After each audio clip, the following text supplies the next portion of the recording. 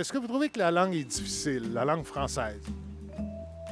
Ben, moi, j'ai eu une éducation française, puis j'ai côtoyé beaucoup de gens qui ont eu pas mal d'autres éducations. Moi, je critique pas la langue française, mais j'ai vu beaucoup de gens qui n'ont pas une vraiment base éducative s'adapter beaucoup plus à l'anglais, parce que c'est plus les sons, ils émettent plus de sons facilement. Mais l'anglais, il faut avoir une diction, il faut avoir une base vraiment basique, genre dans les prononciations, puis les pronoms, tout ça, les adjectifs surtout, les vocabulaires, bien que c'est un peu dénodé de nos jours, c'est plus anglétisé, je veux dire. Mais je trouve que l'espagnol, l'anglais, latin, c'est des langues qui sont familiales, mais pas trop faciles. À quelle fin? Est-ce que mon visage va être présenté ou c'est seulement ma voix? Votre visage, oui, va être présenté. Euh, Votre grandeur aussi, le mien aussi, comme ça. je vais avec mon profil?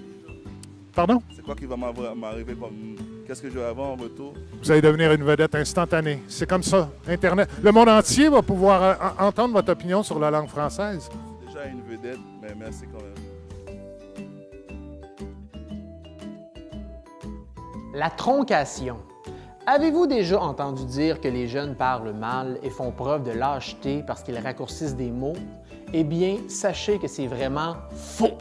Ce phénomène s'appelle la troncation et il consiste à raccourcir un mot en retranchant une partie. C'est vraiment très fréquent comme procédé. Des mots comme vélocipède ou métropolitain ont été depuis longtemps remplacés par vélo et métro. Mais même si ce sont des troncations, ces deux mots ne sont pas critiqués car leur forme longue n'est plus utilisée. Ce sont plutôt des mots dont la forme longue est encore utilisée qui font tiquer, comme barbecue pour barbecue ou assaut pour association. Entre amis ou en famille, les formes tronquées sont les bienvenues, mais en contexte formel, mieux vaut utiliser les mots sous leur forme longue. On tronque surtout les mots qui expriment des réalités concrètes ou faciles à se représenter. Par exemple, un appartement est plus concret que la planète Jupiter. C'est pourquoi le premier mot possède la forme tronquée appart, alors que le second n'en possède pas. Aussi, il doit y avoir une certaine familiarité avec la réalité représentée par le mot à tronquer.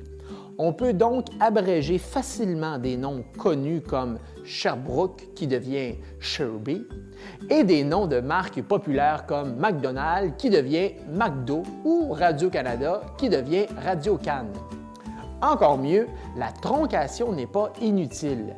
Elle peut servir à créer une certaine connexion avec une personne à qui on s'adresse en faisant une référence qu'on croit qu'elle va comprendre.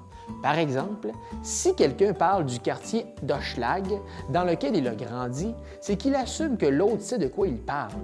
Finalement, la troncation est fréquente chez tous les groupes d'âge. Elle n'est donc pas une forme de lâcheté chez les jeunes, mais bien la preuve que tous sont capables de se saisir de la langue afin de s'exprimer.